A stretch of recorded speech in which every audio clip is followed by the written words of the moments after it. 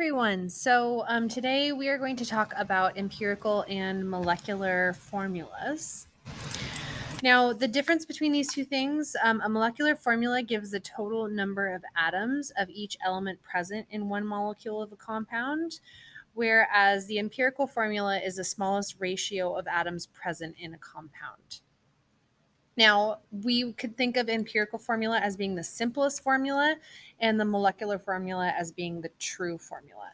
These things aren't always different. Sometimes they are the same. But basically, the way that I think about it is just like you're reducing a fraction, right?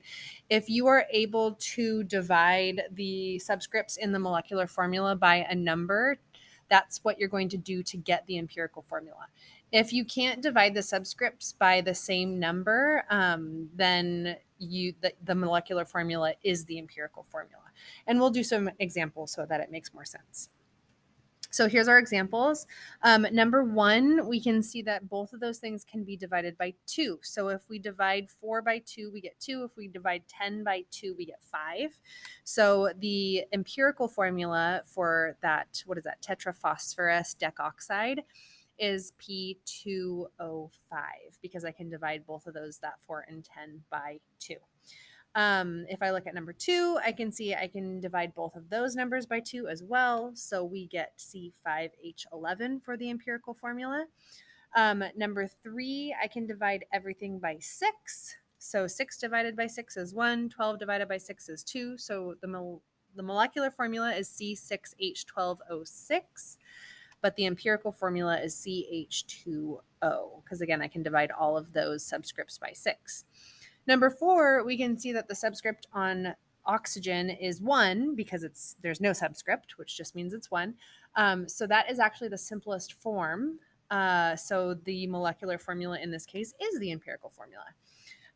If we look at number 5, we can see that everything can be divided by 3. So we get C2H6O.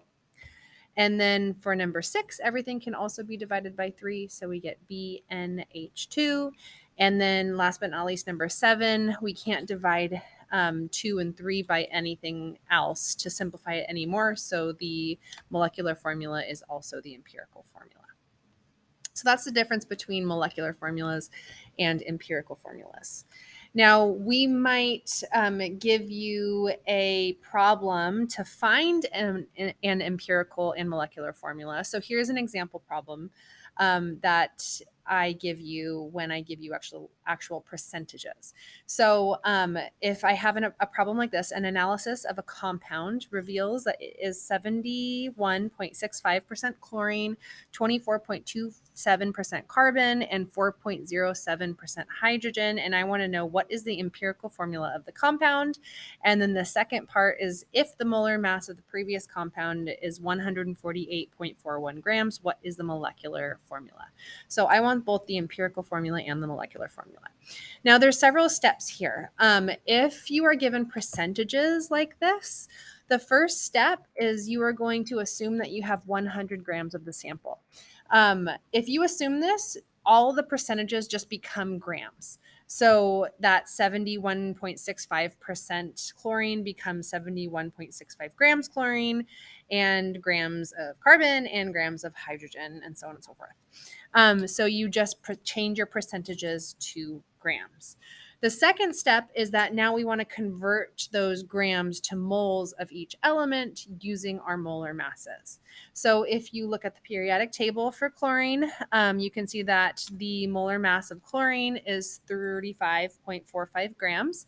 So if we divide that 71.65 grams divided by 35.45 grams, we get 2.02 moles of chlorine. On the periodic table, we look at the molar mass of carbon and we get 12.001. We divide the 24.27 grams of carbon by the molar mass, and we end up getting also 2.02 moles of carbon. And then last but not least, we have 4.07 grams of hydrogen. Looking at the periodic table, we know that the molar mass of hydrogen is 1.008 grams. And then so dividing these things, we get 4.04 moles of hydrogen. You can probably see a pattern here. We have a 1 to 1 to 2 ratio. Now, the next step here is that once we have our moles of each, we want to divide all the numbers by the smallest number of moles. So the smallest number of moles in this case is 2.02. And so if we divide everything by 2.02, we get a 1:1:2 ratio, like I said before. Now, these numbers are what are going to become our subscripts in the empirical formula.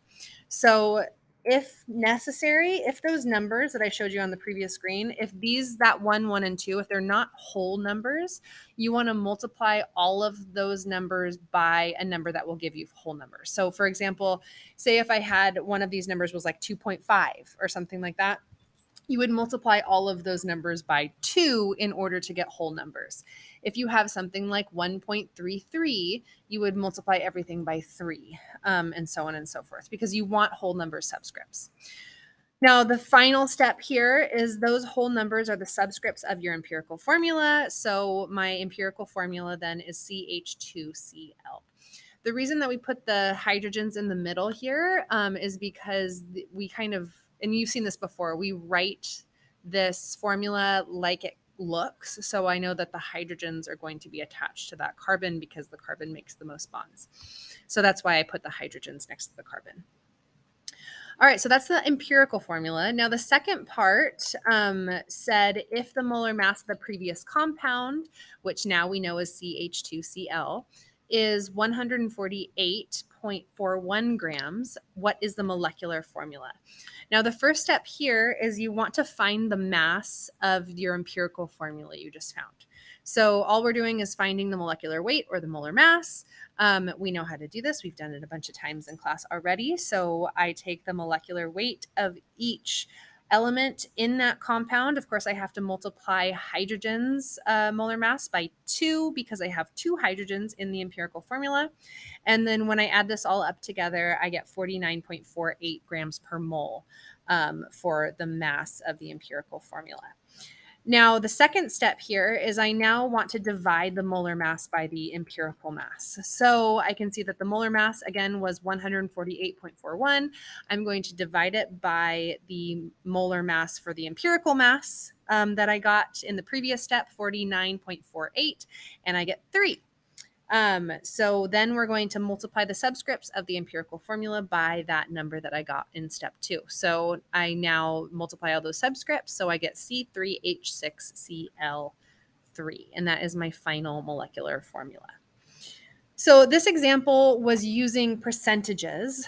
However, you might get something that just gives you masses. So if a question gives you mass instead of percentages, like I gave you in the previous example, you can skip straight to number 2 when finding your empirical formula. So for example, number 4 from the homework says, what is the empirical formula of a compound found to contain 111.16 grams of iron and 63.84 grams of sulfur? So here you can just skip straight to converting to moles of iron and moles of sulfur and then go from there. You don't need to deal with percentages at all because I didn't give you percentages here. All right, so that is how we are going to calculate empirical and molecular formulas. You have an assignment on Canvas, and I also linked some videos that you might want to watch if you're still having trouble with this concept.